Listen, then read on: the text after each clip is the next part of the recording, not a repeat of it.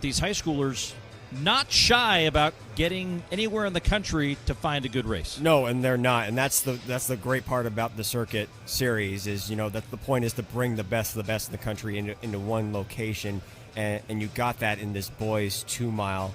I want to give credit though to Johannes Van Meerten, first ever race indoors, and he runs 8:52, which you look at what he did in the 3200, ran 9:16.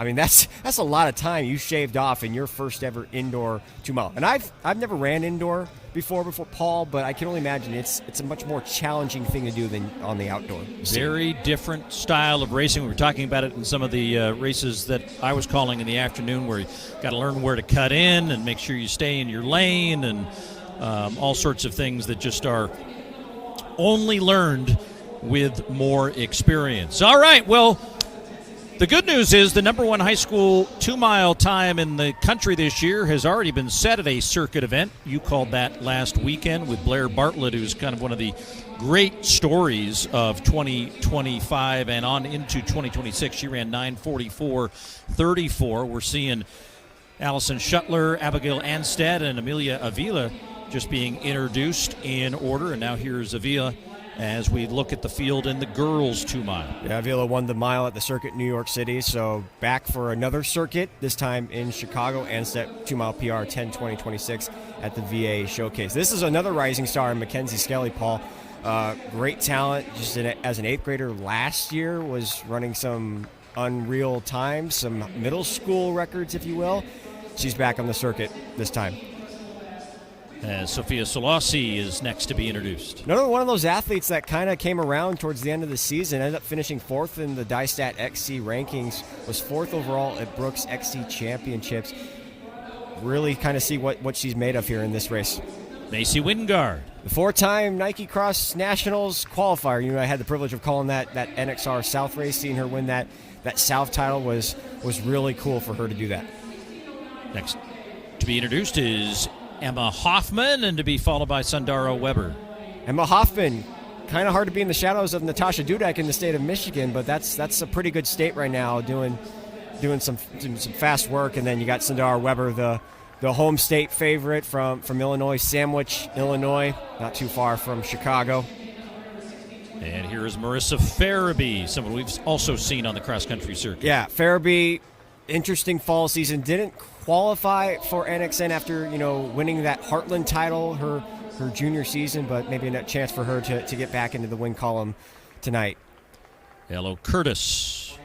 Another standout from Ventura, following in the footsteps of Sadie Englehart, which, by the way, Sadie Englehart, 4:23 on the anchor leg at that JDL meet today for the DMR.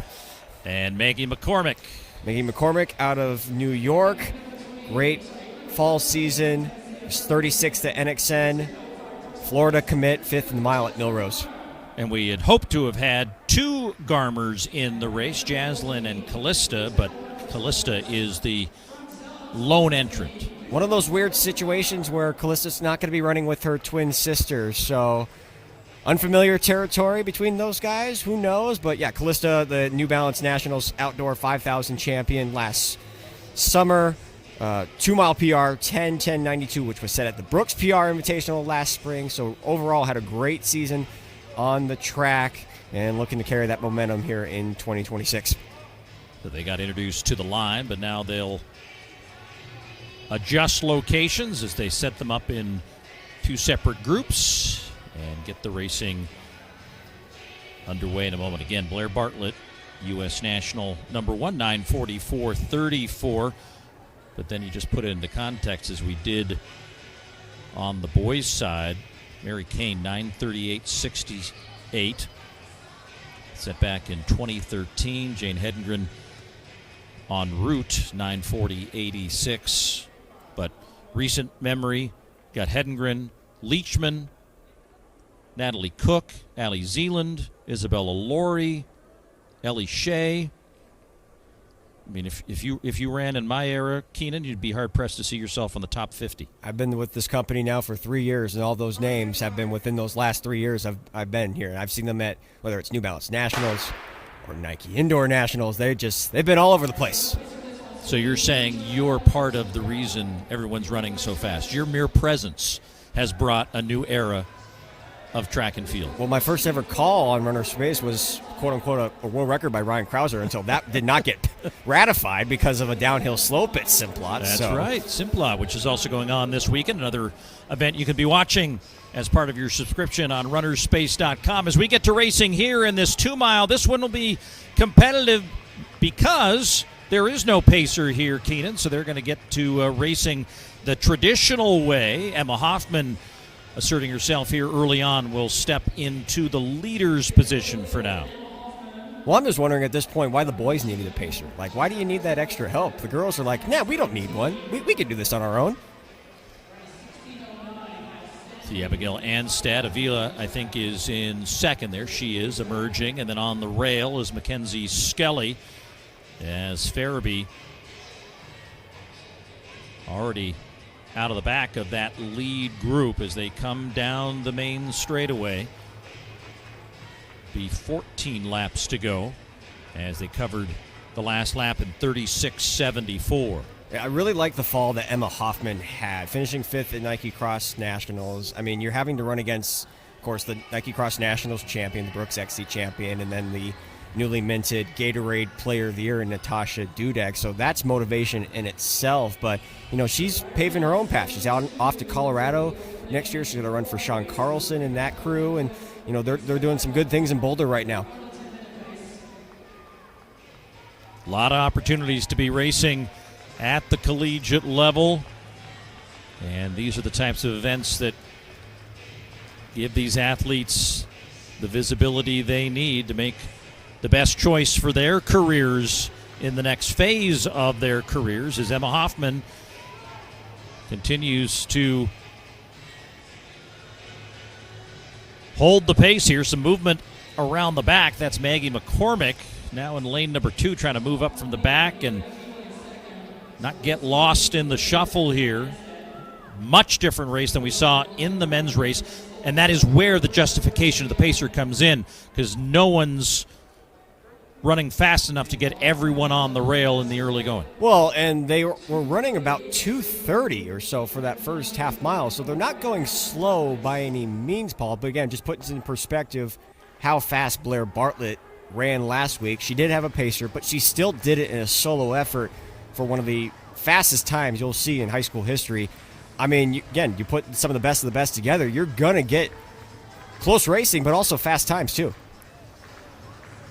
Well, whether a race set up to be fast or set up to be a race, great development opportunity for these talented high schoolers from around the nation coming here to Gately Park to be part of the second stop of the circuit in 2026. On to Philly next week, and then on to Eugene and outdoors in early April, where we expect to see many of these athletes competing at the circuit stop as part of the Oregon Relays. Here comes Weber now, making a little bit of a move to try to get back into contact with the leader, as Hoffman will bring them to the line, and this will be the last time they'll see double digits on the lap counter.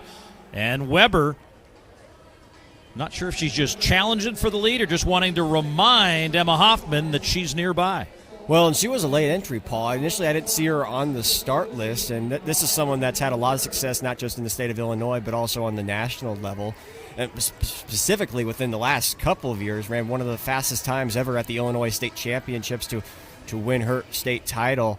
But yeah, putting herself in the mix, and you know, I like how it's still, everyone's still there. I mean, I know we haven't gone through a mile yet, but this is true racing when you got every single individual seems like still in that mix. Yeah, the one we don't have is Farabee, who was well back of this field. We'll keep an eye on whether she's coming through with splits or whether she's elected, given how far she was back. She was 16 seconds back of this group through the last lap. They went through the last lap in 38:13. There is Farabee, so she's still on the track, out of contention, but trying to finish off this 2-mile effort in Chicago.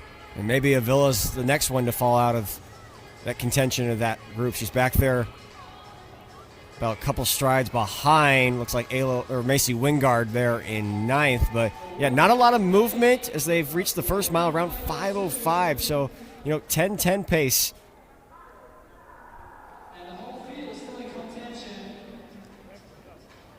Well, these are kind of the races that you look forward to because there's going to be someone here trying to figure out when they should put the move on and try to create some separation from this very talented field. You see 10 of them now in this lead group, though Avila is a few strides off of that pace now as they come into the home straight once again with 7 laps to go. 38:41 on that last lap, and this suddenly looks just like a game of attrition.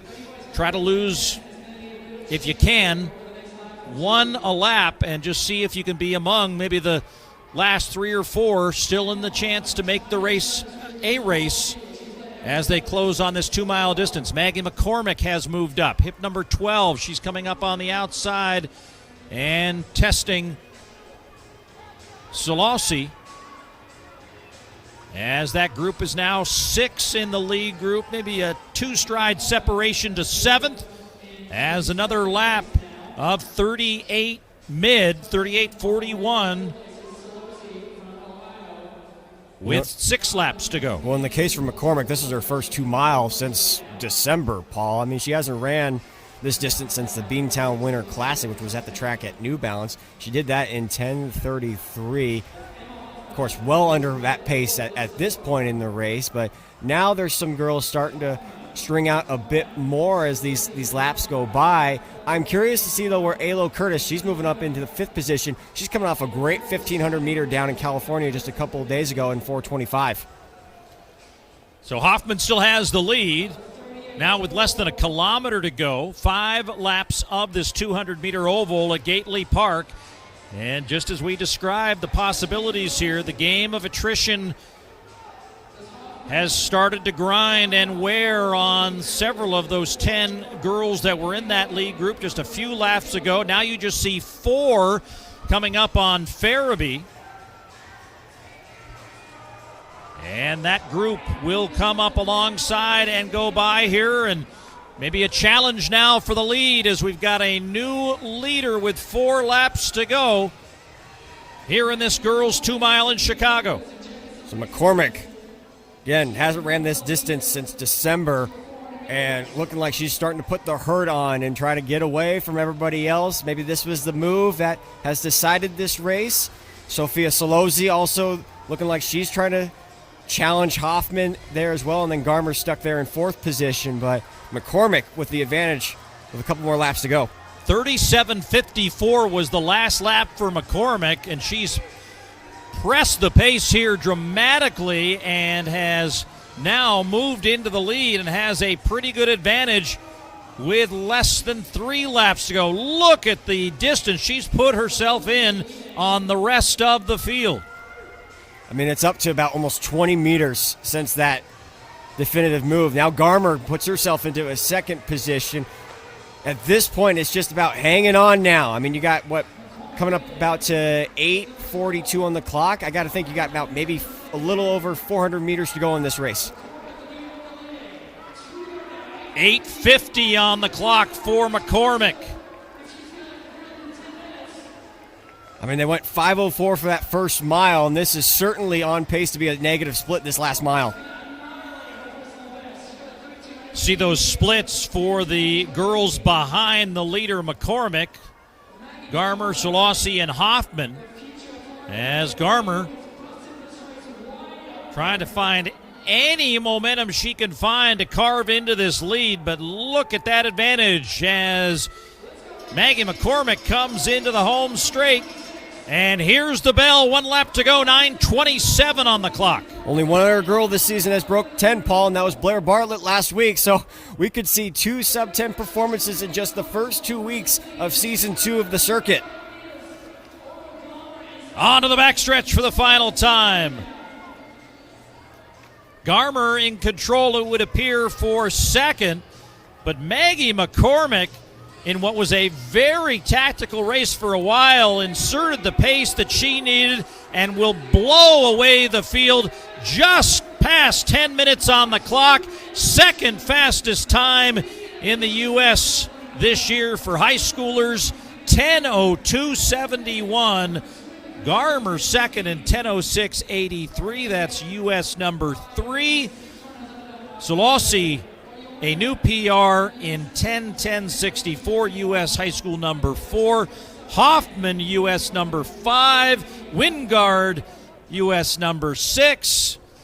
You get the picture. It was a pretty fast race in Chicago. And then Sonny Weber, who came in with the U.S. number 2, finishing in 6th in 10:18.59, just a hair off of what she ran at 10:16.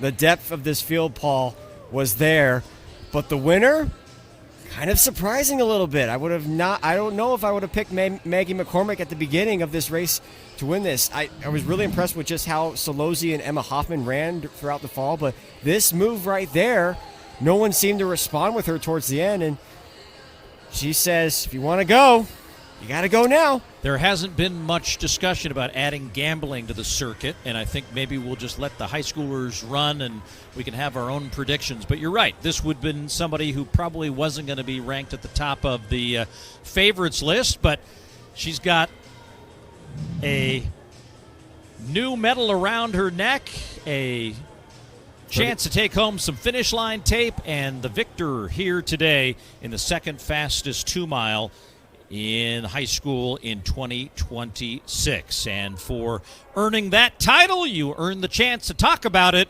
with Ben McGrath trackside. Ben? Heat one. Maggie McCormick, our 2-mile high voltage champion. Maggie, it was a very patient race, very competitive race. And with about 2 laps to go, you just took it all alone and finished in first. Tell me your first thoughts. Yeah, I honestly surprised myself with the time today, but I was really excited for this race, and I've just been having a lot of fun training and racing, so I just wanted to see what I could do today. So I'm really surprised, but it was a great race with a lot of good competition, so I'm satisfied. I'm hearing top 3 in the country right now. What does that mean to put yourself, in the conversation of the best of the best?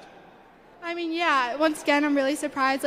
I would definitely call myself, more of a mile girl, so stepping up to the 2-mile was, a little bit intimidating, but knowing that I'm able to compete in this distance as well is really exciting.